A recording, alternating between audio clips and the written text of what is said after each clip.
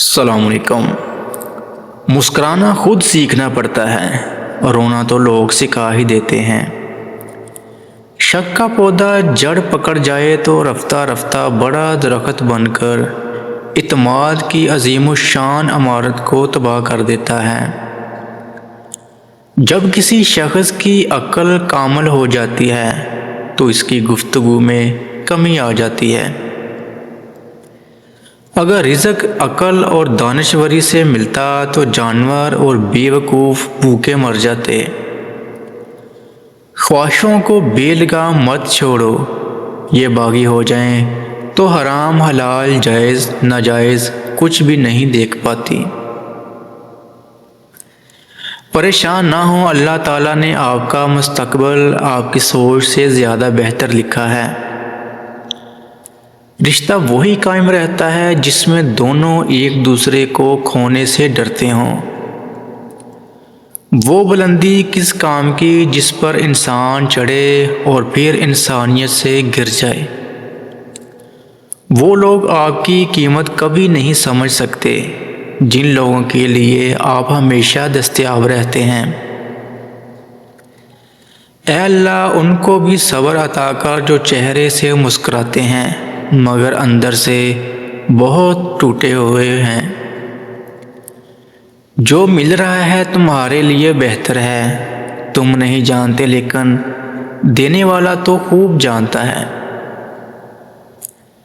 زندگی کا سب سے اداس لمحہ کسی ایسے انسان کو اللہ حافظ کہنا ہے جس کے ساتھ آپ زندگی گزارنا چاہتے ہیں۔ آپ اپنی منزل پر کبھی نہیں پہنچ سکتے اگر آپ راستے میں بھونکنے والے ہر کتے کو پتھر ماریں گے۔ ہم نے ادب کے چکر میں قرآن پاک اتنا اونچا رکھ دیا کہ اب اس تک ہاتھ نہیں پہنچ رہا۔ محبت کا اظہار تب ہی کرو جب اسے نبھا سکو، بعد میں مجبوریوں کا سہارا لے کر کسی کو چھوڑ دینا وفاداری نہیں۔ ٹینشن، بے چینی اور ڈپریشن تب ہوتے ہیں جب ہم دوسروں کو خوش کرنے میں اپنی زندگی گزار رہے ہوتے ہیں۔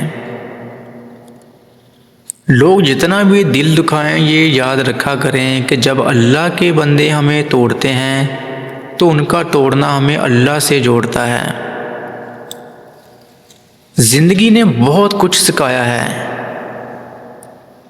کتابوں نے بھی رہنمائی کی، لیکن انسانی رویوں نے جو سبق دیا نہ تو وہ زندگی کے کسی ورق پر اور نہ ہی کتاب کے کسی صفحے پر تحریر تھا۔ لوگ کبھی نہیں بدلتے، دراصل ان کا انٹرسٹ ختم ہو جاتا ہے یا پھر انہیں کچھ اور انٹرسٹنگ مل جاتا ہے۔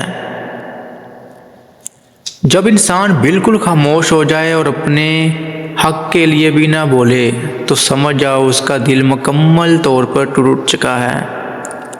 ایسا انسان اپنے سب معاملات اپنے رب کے سپرد کر دیتا ہے اور بے شک اللہ بہتر انصاف کرنے والا ہے۔ سب سے گھٹیا انسان وہ ہے کہ جب تم سے اس کا دل بھر جائے تو وہ تمہاری خوبیوں کی نفی کرے، تمہارا راز فاش کرے، تمہارے اچھے برتاؤ کا انکار کرے اور جو بات تم میں نہیں تمہارے بارے میں وہ کہے۔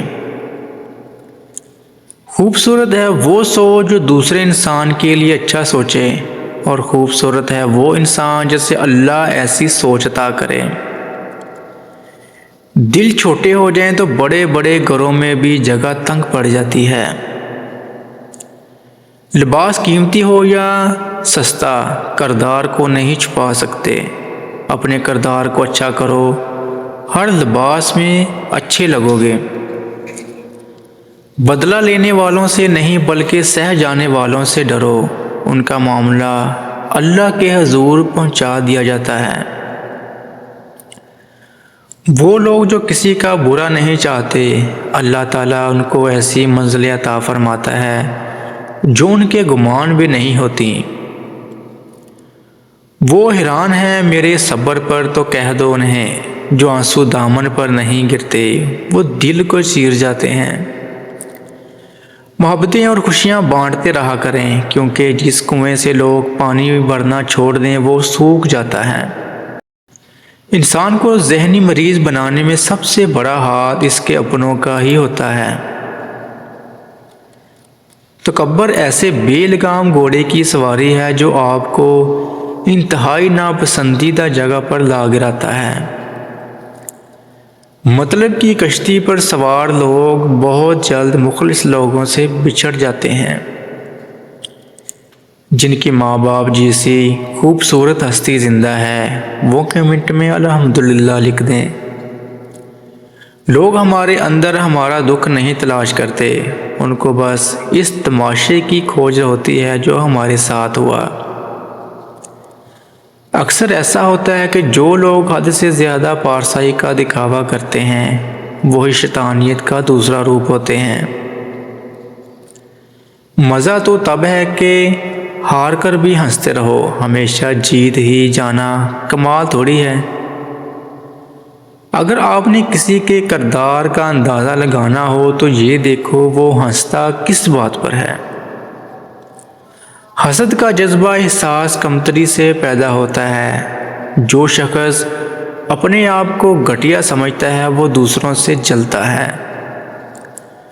برائی ڈھونڈنے کا شوق ہے تو آئینہ استعمال کیجیے، دوربین نہیں۔